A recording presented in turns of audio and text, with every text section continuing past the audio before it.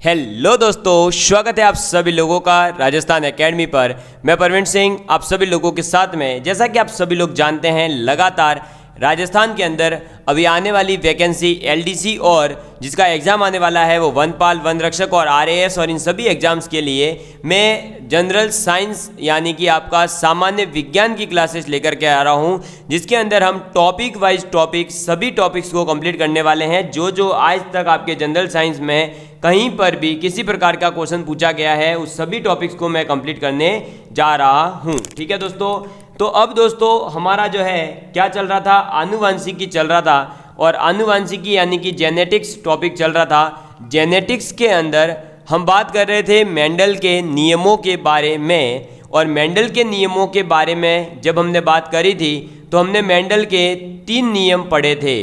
पहला नियम था प्रभाविकता का नियम यानी लॉ ऑफ डोमिनेंस, जिसके अंदर मैंने बताया था कि कैसे हम जो है एक जोड़े के विपरीत लक्षण वाले लेते हैं। अगर एक जोड़ी विपरीत लक्षण लेते हैं तो उनमें से एक प्रभावी होता है और एक अप्रभावी रहता है।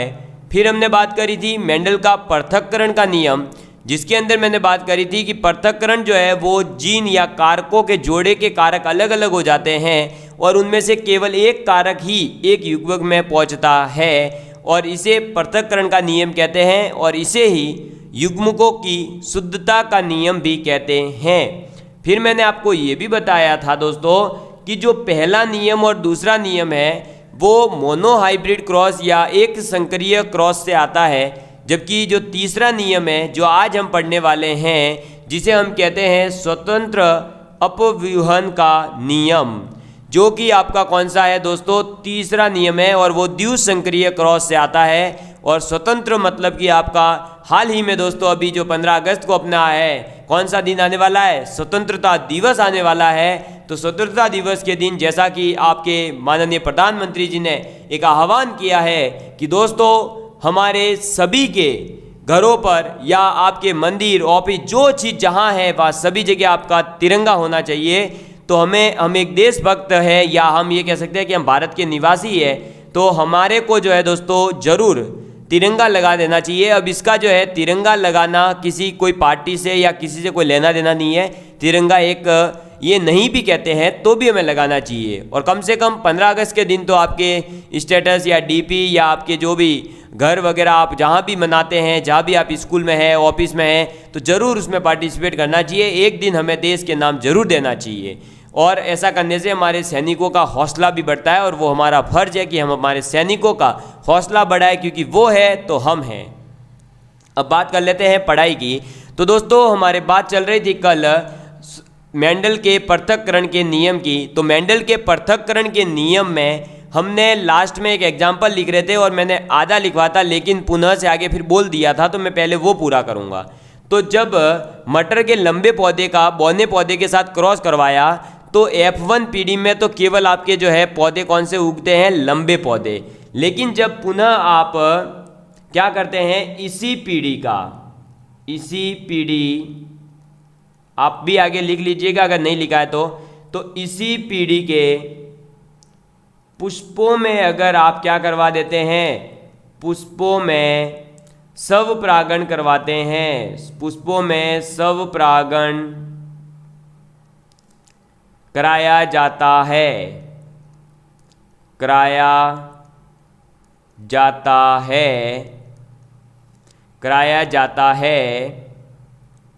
तो F2 पीढ़ी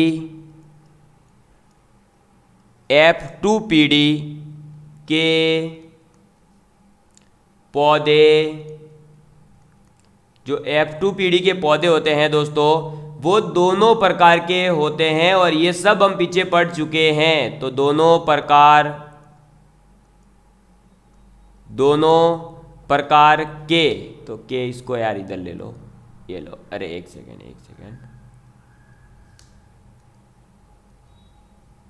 दोनों प्रकार के, ठीक है, तो ये के इधर ले लेते हैं, ये लो, दोनों प्रकार के होते हैं।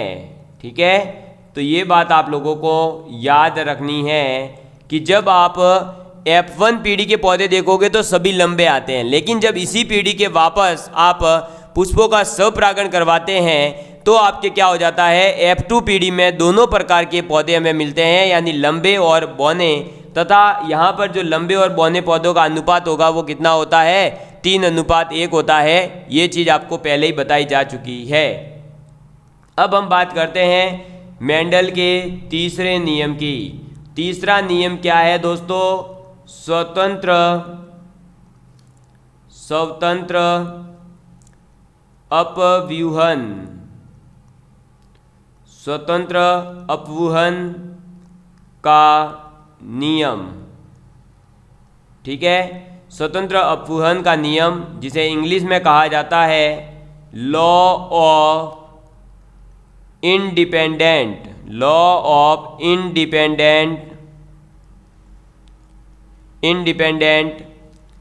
असॉर्टमेंट। क्या, असॉर्टमेंट,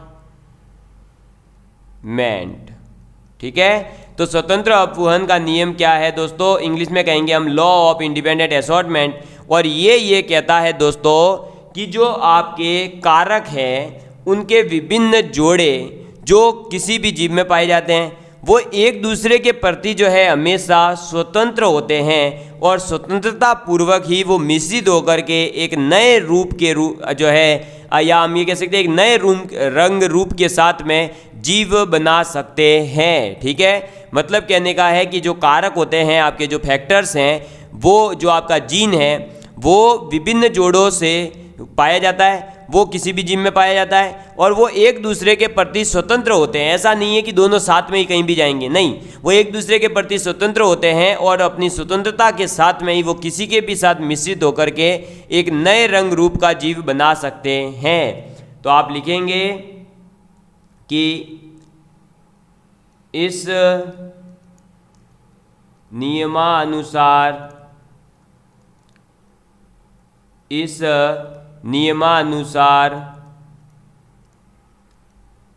कारकों के विभिन्न जोड़े जो किसी जीव में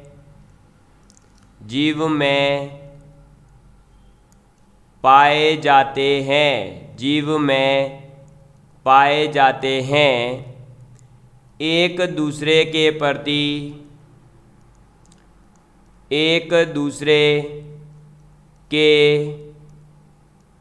प्रति स्वतंत्र यानी इंडिपेंडेंट होते हैं, और स्वतंत्रता पूर्वक वो अपनी मन मर्जी से स्वतंत्रता के साथ में, तो स्वतंत्रता पूर्वक मिश्रित होकर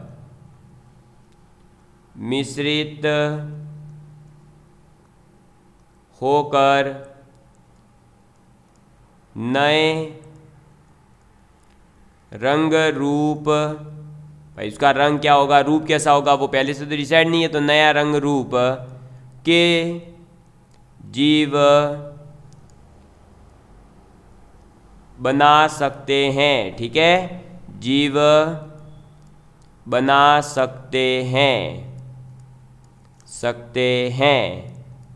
क्लियर है आप सभी लोगों के लिए?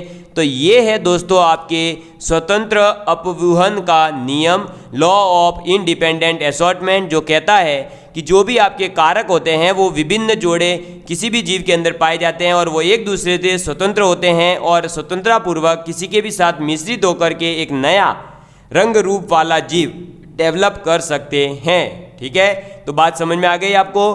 तो ये थे दोस्तों मेंडल के तीनों नियम। अब मैं एक बार जो भी अपन ने पढ़ा है ये अपना पूरा एक टॉपिक कंप्लीट हुआ है। आप लोग सभी जानते हैं आनुवांशिकी जो आपके सिलेबस में टॉपिक दे रखा था वो पूरा हुआ है। तो मैं एक बार इसको पूरा वापस से रिवाइज करवा देता हूँ। ठीक है, तो इसको एक बार हम रिवाइज करेंगे। तो दोस्तों देखिए, सबसे पहले हमने बात करी थी कि ये जो आनुवांशिकी है इसे मेंडल के आनुवंशिकता के नियम जो है वो किसने दिए? ग्रेगर जॉन मेंडल ने दिए थे। ऑस्ट्रिया के देश ब्रून नामक स्थान पर ये रहते थे। इन्होंने 1866 के अंदर annual proceedings of the natural history society of Brunn के अंदर अपने निष्कर्षों को प्रकाशित किया था। इन्होंने मटर के 7 जोड़ी गुणों को चुना था। प्रत्येक जोड़े का एक गुण प्रयोग के दौरान दूसरे गुणे को जो है दबा देता है। इसे ही हम कह रहे हैं आगे क्या? प्रभाविकता का नियम। पहले गुण को आप प्रभावी गुण कहोगे, डोमिनेंट कहोगे, और दूसरे गुण को अप्रभावी यानी रेसेसिव कहोगे। प्रभावी गुण कैपिटल लेटर से, अप्रभावी गुण को जो है आप स्मॉल लेटर से रिप्रेजेंट करोगे। जैसे लंबेपन को कैपिटल टी से, बौनेपन को स्मॉल टी से। प्रत्येक जनन कोशिका में एक ही गुण को व्यक्त करने वाले 2 कारक होते हैं। अगर दोनों कारक समान है तो समयुग्मजी कहलाएंगे, और अगर दोनों कारक विपरीत है तो विषम युग्मजी कहलाएंगे। यानी कैपिटल टी है तो समयुग्मजी, कैपिटल टी स्मॉल टी है तो विषम युग्मजी। ठीक है, अभी फास्ट ही चलेगा भाई, ये तो रिवीजन चल रहा है वैसे भी। 7 लक्षण कौन कौन से थे? तो बीजों की आकृति, बीजपत्र का रंग, पुष्प का रंग, फली की आकृति, फली का रंग, पुष्प की स्थिति और पौधे की लंबाई। ठीक है, फिर एक संकरीय क्रॉस क्या था? तो एक जोड़ी विपरीत गुणों की वंशागति का अध्ययन करना। द्विसंकरीय क्रॉस क्या था? तो 2 जोड़ी विपरीत गुणों की वंशागति का अध्ययन करना।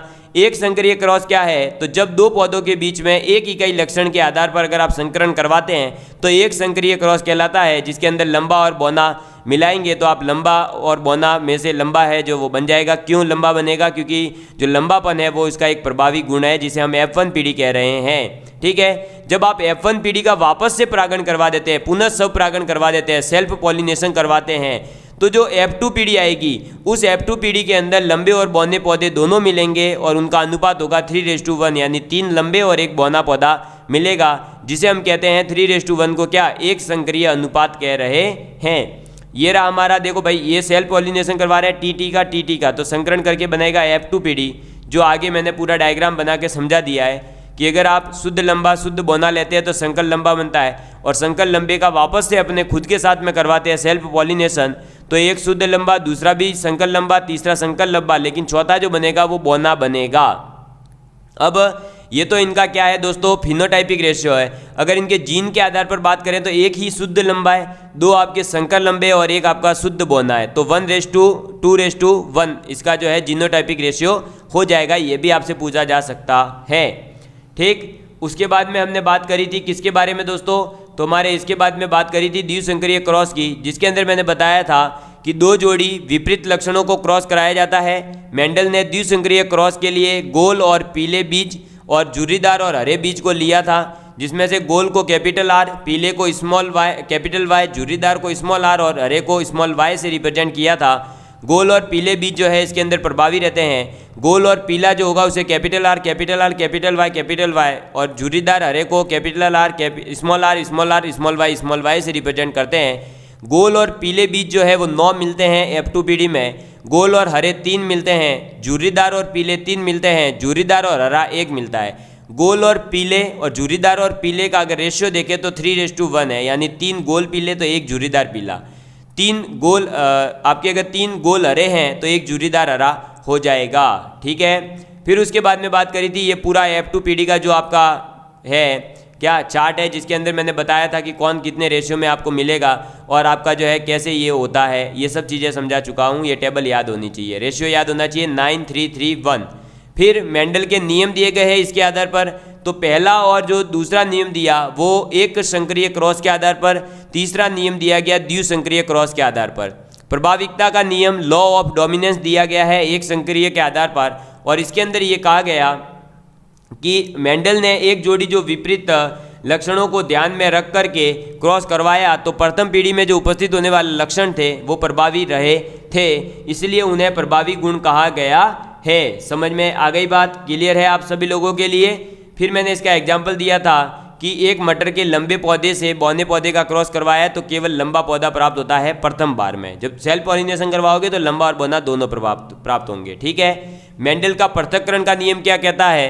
तो इस नियम के अनुसार युग्मकों के निर्माण के समय कारकों यानी कि जो जीन्स है उनके जोड़े के कारक अलग अलग हो जाते हैं, और उनमें से एक जो है एक टाइम पर एक ही कारक युग्मक में पहुंचता है। दोनों कारक कभी भी एक साथ नहीं जा सकते हैं। ठीक है, युग्मकों की शुद्धता का नियम भी इसे कहा जाता है। समझ में आ गई बात? क्लियर है? चलिए आगे बढ़ते हैं। फिर हमने बात करी इसका एग्जाम्पल जो कि बताई दिया था परसों कि मटर के लंबे पौधे का अगर बौने पौधे के साथ क्रॉस करवाएंगे तो F1 पीढ़ी में तो लंबा मिलेगा, लेकिन F2 में दोनों मिलते हैं। और स्वतंत्र अपवहन का नियम कहता है कि इस नियम के अनुसार कारकों के जो विभिन्न जोड़े हैं उनको किसी जीव में पाए जाते हैं और एक दूसरे के प्रति स्वतंत्र होते हैं, लेकिन ये ठीक है, और स्वतंत्रता पूर्वक ही किसी के भी साथ मिश्रित होकर के एक नए रंग रूप का जो है जीव बना सकते हैं। समझ में आ गई बात? क्लियर है? तो ये था आप लोगों के दोस्तों। अगर हम सिलेबस में देखें तो मैं आपको सिलेबस दिखवा देता हूँ एक बार। तो दोस्तों मैं आप लोगों को सिलेबस दिखा देता हूँ और ये रहा हमारा सिलेबस। सिलेबस के अंदर अगर आप देखोगे तो ये अपन कर रहे थे कंप्लीट बायोलॉजी वाला पोर्शन, जो कि 7वें नंबर पर है कि आनुवांशिकी से संबंधित सामान्य शब्दावली जो कि जनरल टर्मिनोलॉजीज है जेनेटिक्स की, वो पढ़नी थी, मैंने कंप्लीट करवा दी। फिर मेंडल के आनुवांशिकता के नियम जो कि कितने हैं? 3, और तीनों के तीनों पूरी डिटेल के अंदर, और कैसे इन्होंने ये 3 नियम डेराइव किए वो तक आपको पूरा प्रोसेस बता दिया है, एक एक रेशियो बता दिया है। फिर बात आ जाती है दोस्तों अब आपके गुणसूत्रों की संरचना और न्यूक्लिक अम्ल और प्रकाश प्रोटीन संश्लेषण का केंद्रीय सिद्धांत।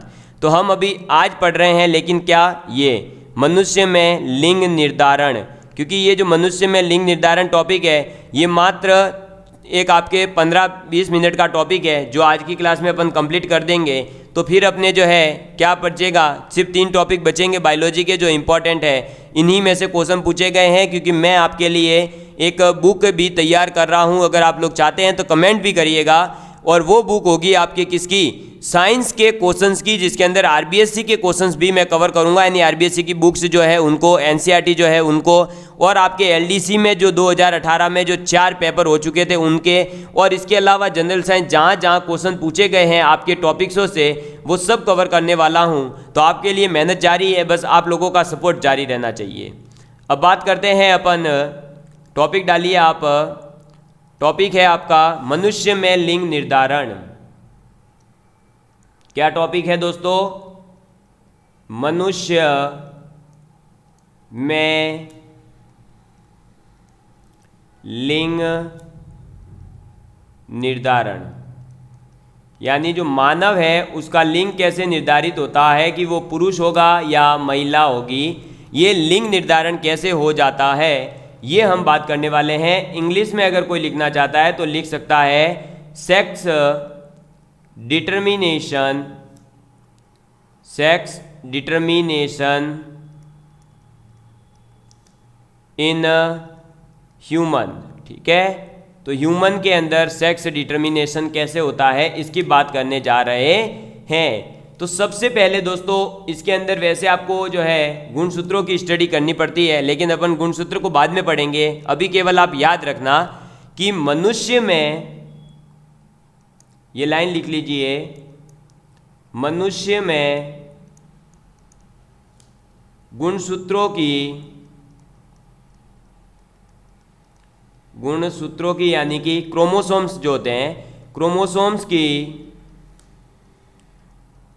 कुल संख्या, क्या क्रोमोसोम्स जो होंगे उनकी कुल संख्या कितनी होती है? तो 46 होती है। कितनी होती है? 46 होती है। और ये जो 46 होते हैं दोस्तों, ये 23 जोड़ी के अंदर पाए जाते हैं। कितनी जोड़ियों में पाए जाते हैं? 23 जोड़ी के अंदर पाए जाते हैं। तो अगर आपसे पूछा जाए कि क्रोमोसोम कितनी जोड़ी होते हैं तो 23 जोड़ी, लेकिन आपसे पूछा जाए कितने क्रोमोसोम होते हैं तो आप कहोगे 46 होते हैं।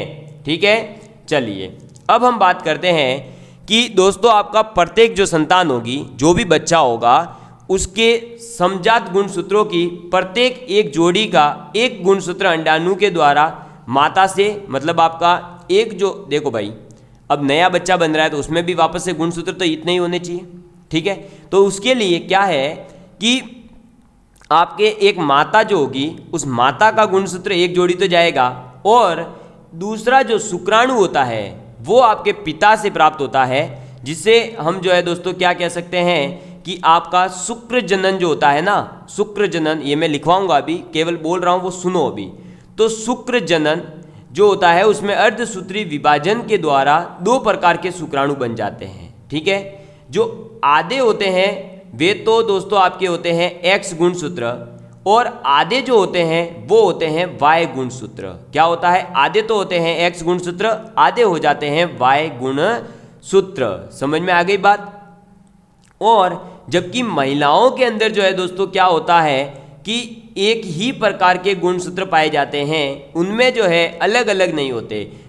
पुरुष में 2 प्रकार के शुक्राणु होते हैं, एक होते हैं एक्स टाइप के, एक होते हैं वाई, जबकि महिलाओं में केवल और केवल एक्स टाइप के ही अंडाणु पाए जाते हैं। तो जब दोस्तों निषेचन के समय क्या होता है कि अगर पुरुष का यानी शुक्राणु जो है वो एक्स गुणसूत्र को लेकर जाए और आपका महिला की ओर से यानी अंडाणु से भी एक्स गुणसूत्र आ जाए, तो जो आपका युग्मनज बनता है यानी जाइगोट बनता है वो क्या होगा? एक्स हो जाएगा, तो आपकी लड़की बनेगी। और अगर y और x चला जाए तो आपके लड़का बनता है। इस प्रकार से होता है ये डिटर्मिनेशन। लेकिन सर हमें कुछ समझ नहीं आया। कोई बात नहीं, सबसे पहले मैं यहाँ पर इसको डायग्राम से रिप्रेजेंट करता हूँ, ठीक है। मैंने बोला इसलिए ताकि आपको ये थोड़ा सा ओवरव्यू बन जाए दिमाग में। अब देखिए यहाँ अपने पास कौन है? एक पुरुष, और यहाँ अपने पास में एक है स्त्री, ठीक है। ये जो पुरुष है इसके पास में दोस्तों कितने गुणसूत्र होंगे? वही 46 ही होंगे। लेकिन 46 में से 22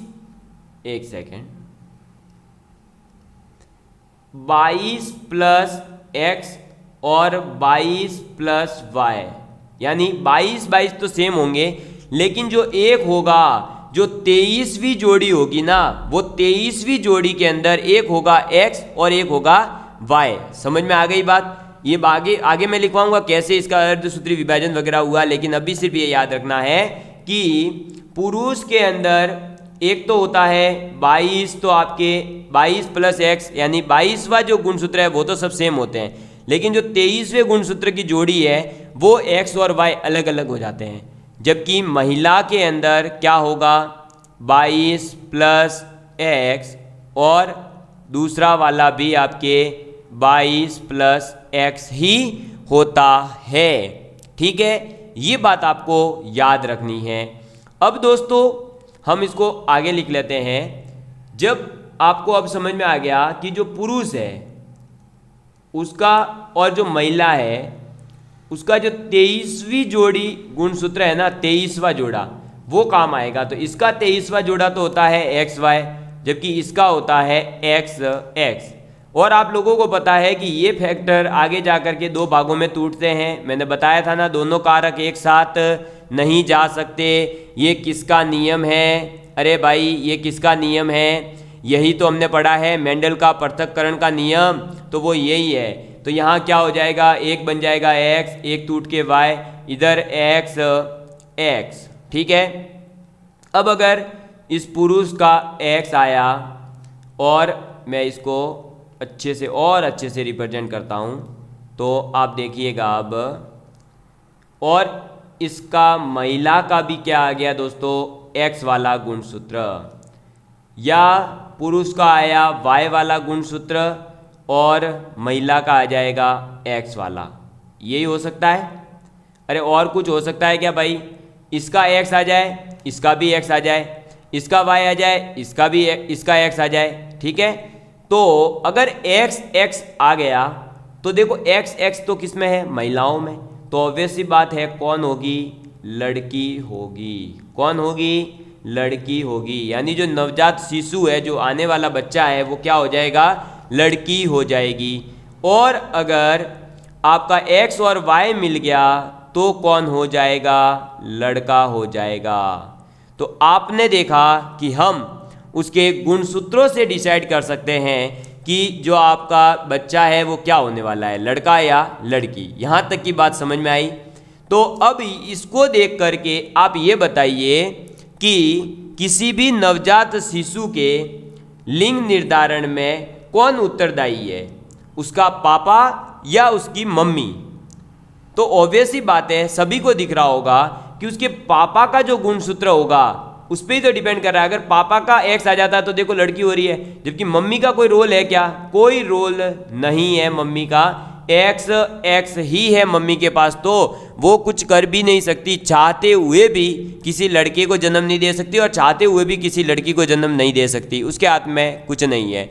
तो दोस्तों जो साइंस समझता है वो कभी बच्चे का लिंग निर्धारण में अपनी जो है अपनी औरत को या अपने बहन को या जो भी है उनकी, उसको कभी भी अपनी वाइफ वगैरह जो होती है उनको कभी परेशान नहीं करते और वो अपने परिवार वालों को भी समझाता है कि इसमें इसकी गलती नहीं है, मेरी गलती है।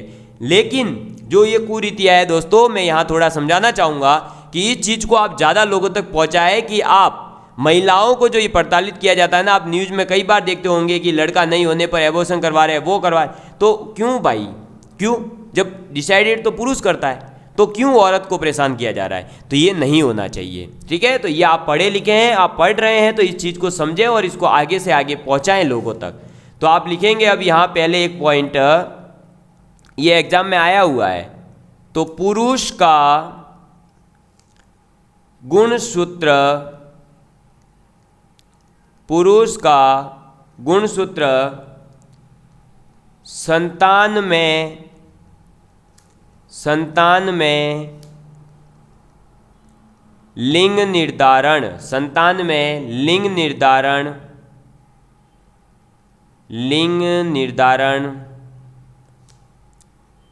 के लिए, लिंग निर्धारण के लिए उत्तरदायी, जिम्मेदार, उत्तरदायी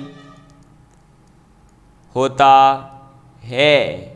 समझ में आ गई बात? तो पुरुष का जो गुणसूत्र होगा वो ही संतान के लिंग के निर्धारण के लिए उत्तरदायी है। समझ में आ गई बात? चलिए, तो आपको आज मोटे मोटे तौर पर यह समझ में आ गया होगा कि गुणसूत्रों की संख्या कितनी है दोस्तों, 46। ठीक है, एक बात तो ये याद रखना, पुरुष के अंदर जो 23 जोड़ी गुणसूत्र पाए जाते हैं उसमें 23वीं जोड़ी कौन सी होगी, एक्स वाई की, जबकि महिला में एक्स एक्स ही होगी। ठीक है, ये बात याद रखना। फिर आगे मैंने आपको बता दिया कैसे ये लिंग निर्धारण होगा और पुरुष ही गुणसूत्र का जो है आपके बच्चे के लिंग का निर्धारण करेगा। अब आपको मैं आगे कुछ और चीज़ लिखवा रहा हूँ, वो लिखिए। तो दोस्तों अब आप आगे लिखेंगे कि प्रत्येक संतान जो है दोस्तों उसमें समजात गुणसूत्रों की एक जोड़ी होगी। भाई जो भी संतान बन रही है उसमें एक जोड़ी गुणसूत्र जाने चाहिए और वो भी समजात होने चाहिए। ठीक है, तो अब उसके अंदर क्या होगा कि गुणसूत्र जो जाएंगे वो दो प्रकार से जाएंगे, पिता के तो शुक्राणु के माध्यम से और माता के अंडाणु के द्वारा जाएंगे।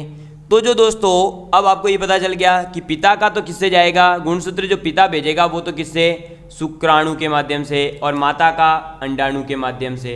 ये अंडाणु और शुक्राणु से जब आपके गुणसूत्र जाते हैं तो उनका क्या हो जाता है, फिर निषेचन होता है। क्या होता है दोस्तों, आपके युग्मनज यानी कि आप कह सकते हैं निषेचन होगा, और निषेचन के बाद में निषेचन होता है और फिर निषेचन के बाद में हो जाता है, बन क्या जाता है, युग्मनज बनता है। ठीक है, क्या बनता है, जाइगोट यानी युग्मनज, यानी जो बच्चा होने वाला है वो छोटा सा रूप अपना धारण कर लेता है। मोटे तौर पर आप ये समझ सकते हैं, ज़्यादा अपन को इसकी डीप स्टडी करने की ज़रूरत नहीं है। तो निषेचन होता है, अब और क्या बन जाता है, युग्मनज बनता है। तो दोस्तों जो शुक्र जनन है, जहाँ से आपके शुक्राणु जा रहे हैं उसमें अर्धसूत्री विभाजन होता है और वहाँ दो प्रकार के शुक्राणु बनते हैं पुरुष के अंदर। भाई शुक्राणु किसके पास है, पुरुष के पास, तो शुक्र जनन भी वहीं होगा। तो वहाँ अर्धसूत्री विभाजन होता है और उसके जो 46 आपके गुणसूत्र हैं यानी 23 जोड़ी जो गुणसूत्र थे, वो 23 जोड़ी गुणसूत्रों में जो आधे हैं गुणसूत्र यानी 22 + x और आधे 22 + y वाले, यानी कि आधे तो वो होंगे जिनकी 23वीं जोड़ी जो होगी वो x गुणसूत्र होगा। ठीक है, और आधे वो हो जाते हैं जिनके पास 23वीं जोड़ी जो है वो y गुणसूत्र की होती है। समझ में आई बात? लेकिन नारियों के अंदर या स्त्रियों के अंदर एक समान प्रकार के ही गुणसूत्र होते हैं, उनकी 23वीं जोड़ी में x ही होगा और दूसरी वाली 23वीं जोड़ी में भी x गुणसूत्र ही आपके अंडाणु में पाए जाते हैं। समझ में आ गई बात? तो आपका यहाँ पर लिंग निर्धारण कैसे होगा, तो आपके जब भी स्त्री और पुरुष के अंडाणु और शुक्राणु के द्वारा गुणसूत्रों को छोड़ा जाएगा और गुणसूत्रों का जब निषेचन होगा, निषेचन होकर के युग्नज बनेगा। उस युग्नज के अंदर अगर पुरुष का X गया है तो लड़की होगी, अगर पुरुष का Y गुणसूत्र गया है तो लड़का होगा। सीधी बात है, समझ में आ गई। और गुणसूत्रों की संख्या कितनी है तो टोटल 46 है। कितने जोड़ी है तो 23 जोड़ी है, जिसमें से पुरुष में तो जो है दोस्तों आधे आधे हो जाएंगे, 22 + X 22 + Y। आधे कौन से जिनके पास 23वीं जोड़ी आपके X गुणसूत्रों की होगी, और आधे कौन से जिसके पास में 23वीं जोड़ी Y गुणसूत्रों की होगी। लेकिन महिलाओं के अंदर दोनों ही समान प्रकार के होते हैं, यानी 23वीं जोड़ी X और दूसरी वाली 23वीं जोड़ी का भी X ही होगा। समझ में आ गई बात। तो आप आज ये समझ चुके होंगे कि किसी भी संतान का जो लिंग निर्धारण होता है वो उसके पेरेंट्स पर, मतलब पेरेंट्स में से किस पर डिपेंड करेगा, माता पर या पिता पर। तो आज आपको समझ में आया होगा कि वो डिपेंड करेगा पिता पर। तो अगर आपसे क्वेश्चन पूछ लिया जाए, मैं आपसे ऑब्जेक्टिव क्वेश्चन भी करवाऊंगा और ऐसा एग्जाम में आया हुआ है कि यदि पिता के द्वारा छोड़ा गया गुणसूत्र Y है तो बताइए होने वाली संतान का लिंग क्या होगा। तो Y है तो ऑब्वियसली बात है कि माता की तरफ से तो X ही आना है। अब दूसरा वाला डिसाइड करेगा, तो Y गया है यानी लड़का होगा, अगर X जाता तो लड़की होती। ठीक है, तो इस टाइप के क्वेश्चंस आपसे या तो देखो, एक तो इसमें बनते हैं ऐसे, मतलब आपके प्रैक्टिकल टाइप के क्वेश्चन कि अगर आपके पिता का ये गुणसूत्र गया तो माता का कौन सा जाना चाहिए कि लड़की हो जाए या लड़का हो जाए। या फिर जो हम आगे पढ़ने वाले हैं रक्त के बारे में, खून के बारे में, वहाँ आपसे ऐसा क्वेश्चन बनता है कि अगर आप ए पॉजिटिव है तो आप किसको दे सकते हैं, वहाँ एक्सीडेंट हुआ आप दे सकते हैं या नहीं दे सकते, इस टाइप के। तो जब ऐसे क्वेश्चन आते हैं तो अच्छों की हालत ख़राब हो जाती है। क्यों? क्योंकि उन्हें दोस्तों ये वाली टेबल नहीं पता होती है। एक तो ये आपको याद रखनी है कि पुरुष का क्या है XY और महिला का क्या है XX। जब XY है XX है तो X के साथ मिलेगा तो लड़की होगी, Y और X मिलेंगे तो लड़का होगा। ठीक है, ऑब्वियसली बात है। हालांकि यहाँ पर ये भी बनेगा इसमें कि ये जो है ना, ये X, ये गुणसूत्र इसके साथ तो मिलेगा ही, इसके साथ भी तो मिल सकता है, और ये Y जो है इसके साथ मिला है, तो क्या ये Y इस गुणसूत्र के साथ नहीं मिल सकता? ये भाई गुणसूत्र तो सेम है लेकिन ऐसे तो अलग है। तो आप यहाँ पर लिख सकते हैं क्या, यहाँ पर जो है क्या होगा, यहाँ वापस से हो जाएगी आपके लड़की और यहाँ वापस हो जाएगा लड़का। ठीक है, तो हम ये कह सकते हैं कि किसी भी संतान के आपका जो लिंग है वो लड़का या लड़की क्या होगा, इसके 50% चांसेस है कि वो लड़का होगा या फिर लड़की होगी। 50-50 है। क्यों?